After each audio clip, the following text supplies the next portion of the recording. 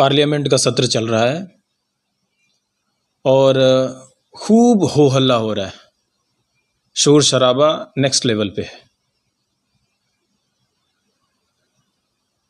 देश को भटकाने का जितना प्रयास हो सकता है सदन में चल रहा है। एक दूसरे पर आरोप प्रत्यारोप तू तू मैं खूब चल रही है। सदन का एक एक दिन इतना कीमती होता है, करोड़ों रुपए खर्च होते हैं सदन में उस सेशन को चलाने के लिए, लेकिन हमारे पॉलिटिशियन को उससे कोई लेना देना नहीं। शोर शराबा करो, पेपर उछालो, वॉकआउट करो और सदन स्थगित करवाओ, सदन चलने मत दो।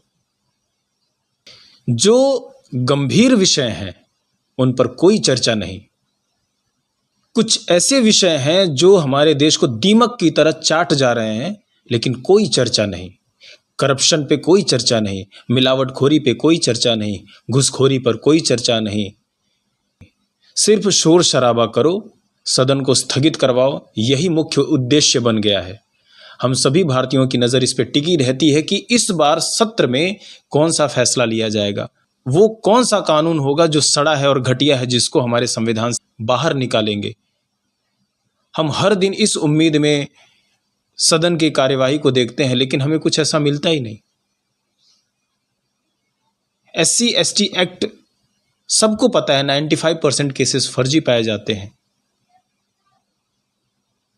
जो परिवार इस एक्ट को झेलता है, उसमें सजा काटता है, जेल में बंद रहता है, निर्दोष साबित होकर बाहर आता है, उसके उत्थान के लिए कोई चर्चा नहीं। अभी 3 फरवरी को एक न्यूज़ निकली थी, द हिंदू में मैंने पढ़ी, कोयम्बटूर में शेड्यूल कास्ट वेलफेयर ऑर्गेनाइजेशन ने पुलिस पर यह दबाव डाला कि एक 8वीं क्लास के बच्चे के ऊपर और उसके परिवार के ऊपर SC ST एक्ट लगाया जाए, क्योंकि उनके बच्चे को उसने कुछ गलत बोला। लेकिन पुलिस ने जांच की, पुलिस ने बताया कि ग्राउंड में एक गार्बेज पिट है, वहां कूड़ा जलाया गया था, उसके पास ही वो सारे बच्चे एक साथ मिलकर खेल रहे थे और एक बच्चा, उसका बॉडी बैलेंस बिगड़ता है, वो उसमें गिर जाता है और थोड़ा जल गया। इसी को आधार बना करके वो ऑर्गेनाइजेशन और उस बच्चे का परिवार पुलिस पर दबाव डाल रहा था कि SC ST एक्ट लगाओ। सोचने वाली बात है कि 95% केसेस फर्जी पाए जाते हैं, तो केसेस होते क्यों हैं? इसके पीछे कारण यही है कि सरकार इनको मदद करती है। FIR होगा, जो FIR उस दलित परिवार को सरकार पैसे देती है।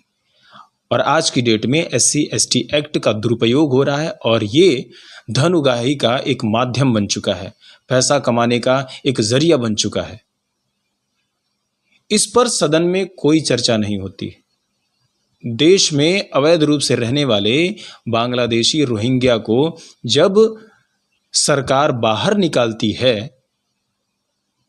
तो उनको बचाने के लिए कुछ पॉलिटिशियन, कुछ अधिवक्ता आ जाते हैं और सुप्रीम कोर्ट तक चले जाते हैं, तो मानवाधिकार की दुहाई देते हैं कि उनको देश में रहने दिया जाए। और वहीं दूसरे देशों में हिंदू कट रहे हैं, मर रहे हैं, जिंदा जलाए जाते हैं, तब एक शब्द भी नहीं कहते। दुनिया का समृद्ध से समृद्ध देश भी अपने यहां गैर कानूनी नागरिकों को बाहर निकाल रहा है। हमारे देश में घुसपैठियों को बचाने के लिए अदालतों को तब तक प्रेशर पैदा किया जा रहा है।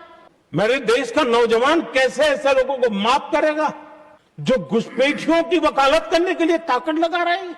और घुसपैठिए मेरे देश के नौजवानों के हक छीन रहे हैं, उनकी रोजी रोटी छीन रहे हैं, आदिवासियों की जमीन छीन रहे हैं, बेटे बेटियों के जिंदगी पर खतरे पैदा हो रहे हैं।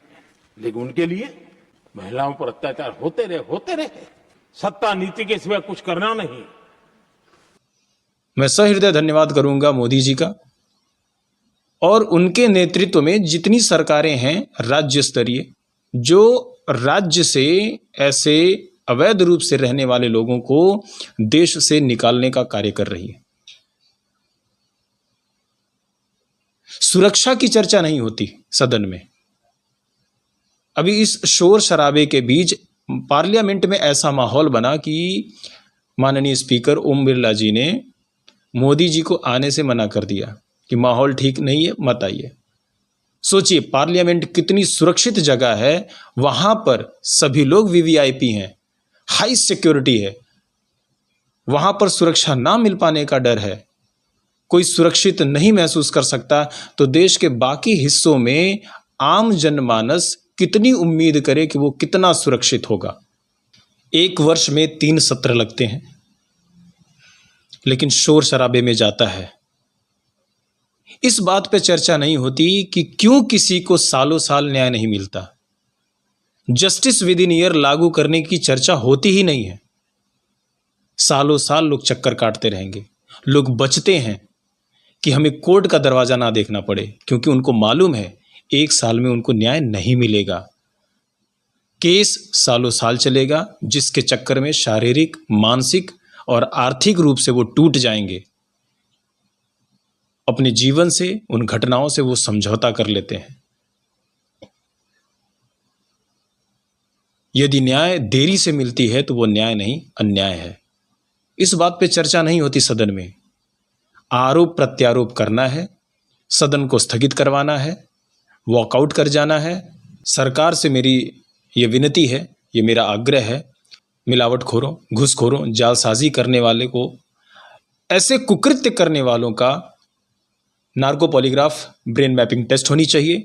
सत्य सामने आए, अपराध करने वाला और उसमें सहयोगी जो भी हो, उसकी संपत्ति जब्त हो, कठोर से कठोर सजा मिले, 1 साल के अंदर उसको सजा मिले, उनकी नागरिकता समाप्त की जाए, ऐसा कानून सदन में पास किया जाए।